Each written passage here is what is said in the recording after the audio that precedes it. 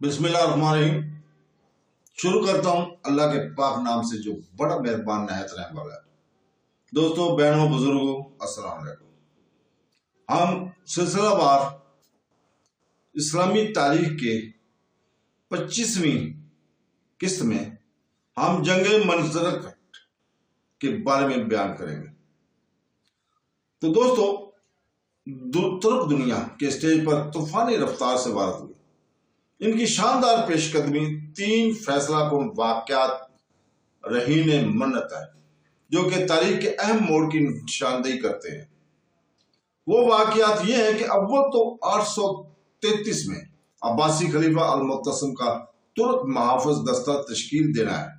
2 सन 999 में बुखारा में नपने वाली तुर्क सल्तनती हुकूमत का खात्मा और सोम मंजकरेट की जंग जो कि अगस्त सन 1072 को हुई थी। अल-मुअत्तसिम के बाद बगदाद में बनु अब्बास इंतशार का शिकार हो गए थे। यके बाद दिगरे नाअहल वारसों के एक सिलसिले ने खिलाफत को खोखला कर दिया। एक अजीम शान सुल्तान जिसकी सरहदें बहरा कनौज से लेकर दरिया सिंध के किनारों तक फैली हुई थी, अब इस पर वो हुकूमत करने के काबिल ना थे। तुर्क महाफिज दस्ते ने इस मौका का फायदा उठाया और इक्तदार के दलाल बन बैठे। सन 861 से सन 870 तक तुर्कों ने 3 खुलफा को तख्त पर बैठाया और फिर इन्हें मजदूर भी किया। बगदाद की कमजोरी ने मकामी रियासतों को सर उठाने का मौका फराहम किया। सन 850 के आते आते मराकश और अल्जीरिया में गलबों ने खुद अपने सिक्के डालने शुरू कर दिए। सन 868 में एक तुर्क फौजी जनरल अहमद बिन तौलान ने मिस्र और शाम पर कब्जा जमाया और तौलानी खानदान की हुकूमत की दाग बेल डाली। इसी असरा मसलक के बनु बोदिया ने सुन्नी बनु अब्बास के खिलाफ बगावत का अलम बुलंद किया और सन 945 में इराक पर कब्जा कर लिया और बगदाद को अपने ज़ेरे फरमान कर लिया। सन 900 में समनियों ने खरासान पर कब्जा कर लिया और अपना इक्तदार वस्त एशिया के दरिया अकसूस से लेकर ईरान के मरकजी हिस्सा तक कायम कर लिया। मशहूर रेशम शहरा के जरिए चीन और हिंदुस्तान के साथ तजारत जोर पकड़ने लगी, तो इधर दरियाओं के किनारे किनारे होते हुए यूरोप की सुल्तनत वालमग तक भी ये तजारती काफिले पहुंचे। हर तरफ तजारत फरोग पाने लगी, जिसकी वजह से समनियों के ज़ेरे तसल्लुत इलाके में दौलत और खुशहाली का दौर दौरा हो गया। समनियों ने साइंस की सरपरस्ती की, तहजीब और तमद्दुन को आगे बढ़ाया, फारसी जुबान की तरक्की और तरवीह में बढ़ चढ़ कर हिस्सा लिया। इन ज़रीन कारनामों की वजह से समनियों के तारीख में इज्जत याद किया जाता है। कुरून वस्त का आला तरीन साइंसदान इब्न सीना ने खरासान में समनियों की ज़ेरे तमाम अपनी तमाम तहकीकात मुकम्मल की। जब तक ताकत और वार और आला काबिलियत के हामिल समनी इक़्तिदार के मालिक रहे, इस वक्त तक उन्होंने ऑक्सास दरिया के इस पार बसने वाले तुर्क कबाइल को काबू में रखा। लेकिन एक ताकतवर अंदरूनी खलफशार इस्लामी दुनिया में बाकायदा बर्पा होता रहा, जिसने इस्लामी सियासी दुनिया में समनियों को कमजोर कर दिया। 10वीं सदी ईस्वी के आखिर तक कायरा के शिया बनु फातिमी और बगदाद के सुन्नी बनु अब्बास के दरमियान कशमकश इंतहा दर्जा पर पहुंच गई थी। बनु फातिमा ने सबसे पहले शुमाली अफ्रीका और फिर मिस्र पर 969 में कब्जा किया। इसके बाद शाम और हिजाज में भी आगे तक पेशकदमी की। इस दौर के उमरा और सरबराह सुल्तानात ने बनु फातिमा की सरपरस्ती कबूल कर ली, यहाँ तक कि मुल्तान यानी आज के पाकिस्तान के अमीर भी बनु फातिमा के ही ज़ेरे नगीन रहे हैं। समनी अमीर भी इस सियासी कशमकश से महफूज नहीं रहे। समनी अमीर नसरुल सईद, जिसने 914 में से 943 तक बुखारा पर हुकूमत की थी, इसने बनु फातिमा का साथ दिया। खरासानी अवाम की अक्सरियत सुन्नी मुसलमानों की थी। انہوں نے سمنیوں کے اس اقدام کی سخت مخالفت کی۔ سمنی حکومت عوام کی ہمدردی گوا بیٹھی، اس کی اقتصادی وجوہات بھی تھیں۔ ہندوستان سے یورپ کو اکثر تجارت برائے خلیج فارس سے ہوا کرتی تھی۔ قاہرہ میں قدم جمانے کے بعد بنو فاطمہ نے اس تجارت کا رخ کامیابی کے ساتھ بحیرہ احمر سے موڑ دیا۔ اس کا نتیجہ یہ نکلا کہ مصری خوشحال ہونے لگے اور خراسان کی سمنیوں اور عراق کے بوبیا پر غربت کے بادل منڈلانے لگے۔ ادھر شمال کی ترکوں کو قابو میں رکھنے کے لیے فوجی اقتدام کا بھاری خرچ سمنی حکومت کی برداشت سے باہر ہو گیا تھا۔ دھیرے دھیرے اقتدار ان کے ہاتھوں سے جاتا رہا۔ آخرکار سن 999 میں سمنی خاندان کا خاتمہ ہو گیا۔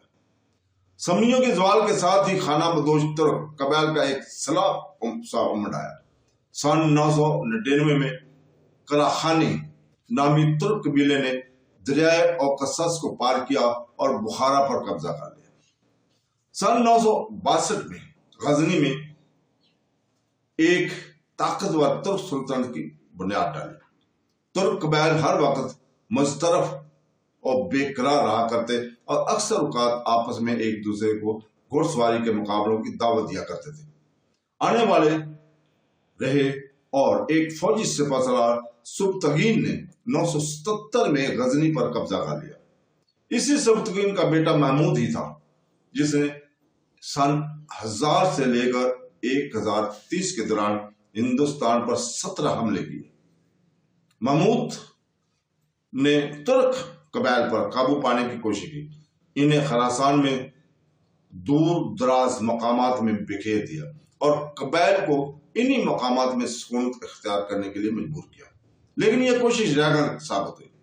سن 950 اور سن 1000 کے درمیان بحیرہ کیسپیئن کی شمالی علاقوں میں آباد آغوز قبائل کا گروہ اسلام میں داخل ہو گیا۔ یہ قبائل خراسان کی جنوب کی جانب ہجرت کر کے گئے۔ سلجوق نے اپنی سرداری میں ان آغوز قبائل کو ایک زبردست جنگجو قوت کی حیثیت سے متحد کر دیے۔ یہ آغوز قبیلہ وہی ہے جو جنگجو عثمان غازی اور ان کے والد کا اسی سے تعلق رہا ہے۔ سلجوقی کے بیٹے ارسلان نے غزنی کے محمود سے جنگ چھیڑ دی، جس میں کسی کو بھی فتح حاصل نہ ہو سکی، لیکن 1030 میں محمود کا انتقال ہوا تو حالات کا رخ مکمل طور پر سلجوقیوں کے حق میں ہو گیا۔ سلجوقی جان کی بازی لگا کر لڑنے والے جنگجو تھے۔ اپنے مذہب کے لیے لڑنا اور سر کٹا دینا اپنا فرض منصبی سمجھتے تھے۔ انہوں نے ہی لفظ غازی کا اختراع کیا، جو کہ آج تمام اسلامی زبانوں میں استعمال ہوتا ہے۔ یہ عربی لفظ غزہ سے ماخوذ ہے، جس کا مطلب ہے جد و جہد۔ سلجوقی سنی عقیدہ تھے، اس وجہ سے انہوں نے بنو فاطمہ سے محاذرائی کی۔ ادھر بغداد میں عباسی خلیفہ ایک طرف بنو فاطمہ کے دباؤ میں تھے تو دوسری طرف بازنطینی حکومت کے۔ جب سلجوقی ابھرے تو بنو عباس نے خوشی کے ساتھ ان کی مخالفت کو قبول کر لیا۔ اسنا عشری ایک جنرل بساط سری کی قیادت میں عراق پر قبضہ کیے ہوئے تھے۔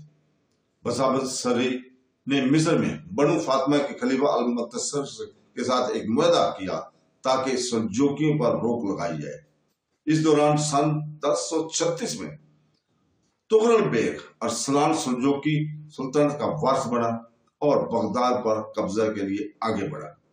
سلجوقیوں اور بساط سری کے درمیان ایک زبردست جنگ چھڑ گئی۔ سن 1060 میں تغرل بغداد میں فاتحانہ داخل ہوا۔ بساط سری کے انتقال کے بعد ایران اور عراق میں بنو فاطمہ کا زور ٹوٹ گیا۔ سن 1058 میں عباسی خلیفہ قائم نے تغرل کو مشرق اور مغرب کا سلطان تسلیم کیا، اسے حکومت کرنے کا حق عنایت کیا تاکہ وہ سنی عقیدہ کو سر بلند کرے اور غیر مسلم دشمنوں سے امت مسلم کی حفاظت کرے۔ ترکوں نے خلافت کا خاتمہ تو نہیں کیا، لیکن 1058 میں انہوں نے اس کے کردار کو سلطانیت میں تبدیل کر دیا۔ یہ کردار فوجیوں کے دور سے لے کر 18ویں صدی عیسوی سے ہوتا ہوا آج بھی اسلامی دنیا میں کئی جگہ پہ برقرار ہے۔ ادھر مسلمانوں کے اندرونی خلفشار کا فائدہ اٹھاتے ہوئے بازنطینیوں نے آرمینیا پر قبضہ اجما لیا اور شام کے اندر دور تک گھسائے۔ جلد ہی ان کا سامنا ترکوں سے ہوا۔ ترک چراغاہوں کی مسلسل تلاش میں اناطولیہ تک پہنچ گئے تھے۔ سن 1063 میں توغرل کا انتقال ہو گیا اور اس کی کوئی اولاد نہ تھی۔ اس کے بھتیجے الپ ارسلان نے سلجوقیوں کی سرداری سنبھالی۔ بازنطینیوں نے ترک کے سلاب کو روکنے کی کوشش کی۔ سن 1063 سے 1070 تک ان کے درمیان کئی جھڑپیں ہوئیں، جس میں بازنطینی شہنشاہ رومانس ڈیاگونس نے ایک زبردست فوج کی تشکیل دی۔ یونانی، روسی، فرانسیسی اور اطالوی کرائے کے سپاہیوں پر مشتمل فوج نے الپ ارسلان کے خلاف حملہ بول دی۔ سن 1072 ویان جھیل کے کنارے منزی کرٹ کے مقام پر دونوں کا آمنا سامنا ہوا۔ فرانسیسی کرائے کے سپاہیوں نے شہنشاہ سے جھگڑا کیا اور میدان جنگ چھوڑ کر بھاگ گئے۔ بازنطینیوں کے ساکن دفاع اور ترکوں کی برق رفتار گھڑ سواروں کا کوئی مقابلہ ان میں نہ تھا۔ سلجوکیوں نے بازنطینیوں کو گاجر مولی کی طرف کاٹ کر رکھ دیا۔ شہنشاہ ڈیانوس گرفتار ہو گیا۔ یہ ترکوں کی فتح کا دن تھا۔ الپ ارسلان میدان جنگ کا بھی شاہ سوار نہ تھا، بلکہ فتح کے بعد بھی ویزا ہی بہادر اور فیاض تھا۔ اس نے بازنطینی شہنشاہ کو اپنی فوجوں کی حفاظتوں میں قسطنطنیہ واپس بھیج دیا۔ منزلی کرٹ کی جنگ ایک یادگار جنگ ہے جس نے تاریخ کا رخ ہی موڑ دیا۔ اس نے ایشیا کوچک سے یونانی قوت کا خاتمہ کر دیا۔ تو دوستو، آج ہم یہی اجازت چاہتے ہیں اور کل انشاءاللہ تعالی اس سے آگے بیان کریں گے۔ کل تک کے لیے اجازت، اللہ حافظ۔